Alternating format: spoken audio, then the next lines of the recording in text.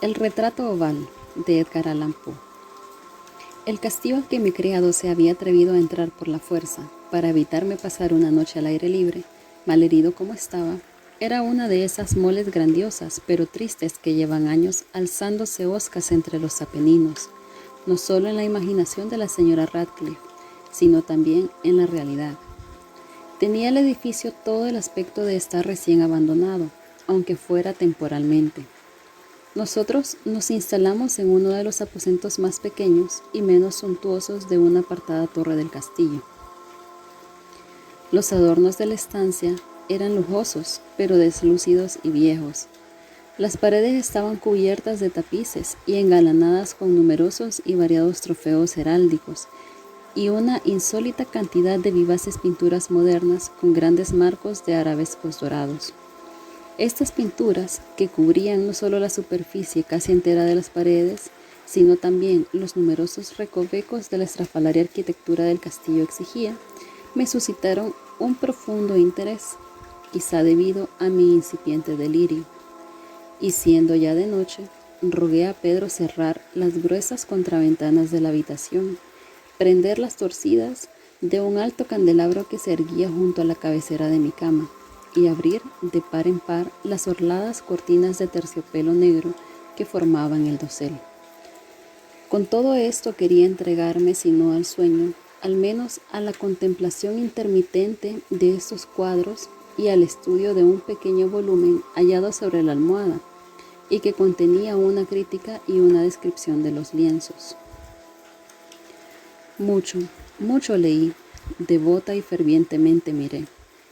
Raudas y gloriosas volaron las horas hasta llegar la profunda medianoche. La posición del candelabro me impedía ver bien, y para no molestar a mi adormilado sirviente, estiré el brazo con esfuerzo y lo coloqué de forma que la luz diera de lleno en el libro.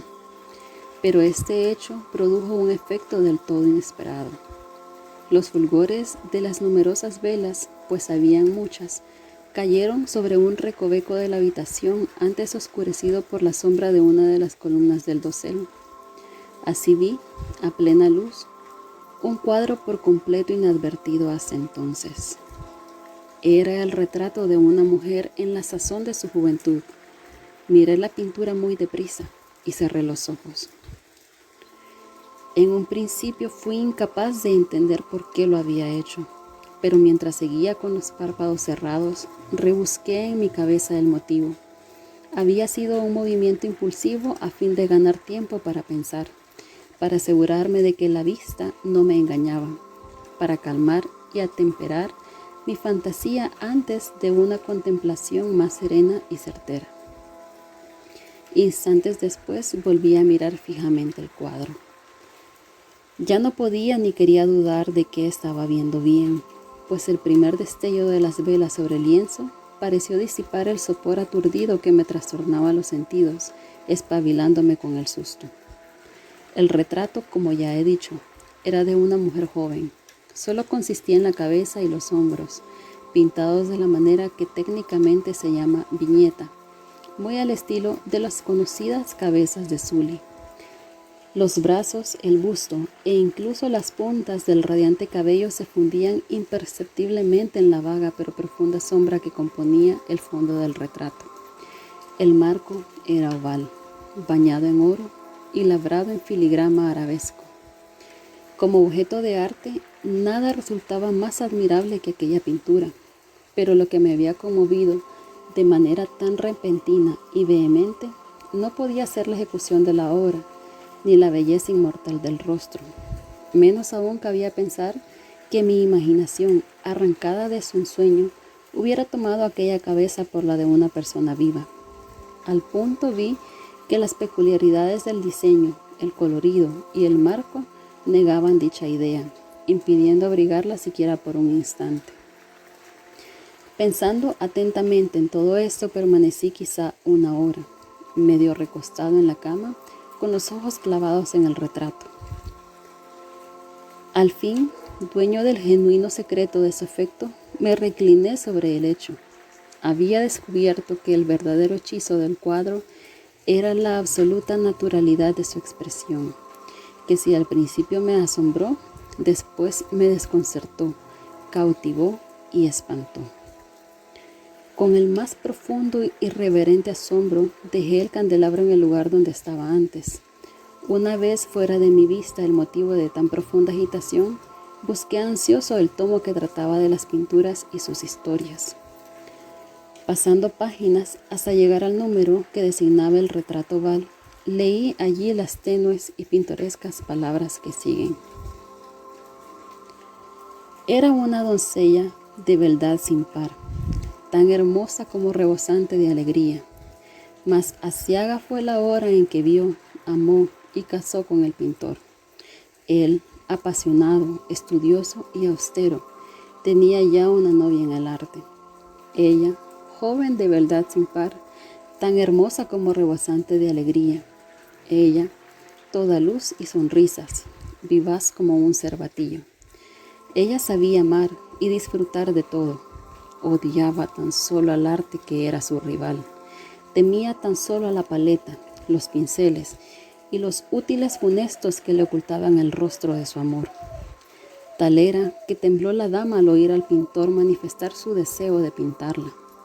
Mas la joven esposa era discreta y obediente, y semana tras semana posó sumisa en lo alto y oscuro del aposento de la torre, donde solo una tenue luz bañaba desde arriba el pálido lienzo.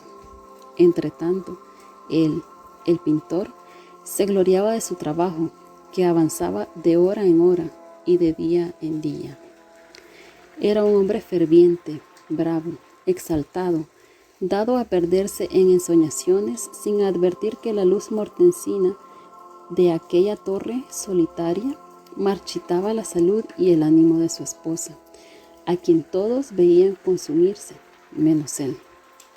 Mas ella reía y sonreía sin queja alguna, viendo al pintor, que gozaba de gran renombre, disfrutar con fervor y ansia de su quehacer, afanado día y noche en representar a la mujer que tanto le amaba, aun cuando cada día estaba más débil y abatida.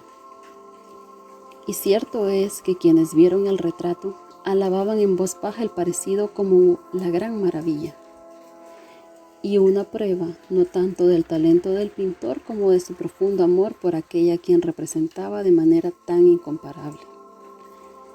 Pero con el tiempo, al acercarse la obra a su conclusión, no se permitió entrar a nadie en la torre, y el pintor apenas se apartaba los ojos del lienzo, siquiera para contemplar el rostro de su esposa. Mas seguía sin advertir que los colores que revestían la tela los hurtaba de las mejillas de quien posaba a su lado. Y cuando pasaron muchas semanas y poco quedaba por hacer, salvo dar una pincelada a la boca y un matiz a los ojos, el espíritu de la dama volvió a crepitar como la llama en el tubo de la lámpara. Y pudieron darse la pincelada y el matiz. Y el pintor quedó por un instante maravillado ante la obra acabada, pero al poco, mirándolo pálido y espantado, tembló mientras gritaba: «¡Esto es la vida misma!» Y se volvió súbitamente hacia su amada. Estaba muerta.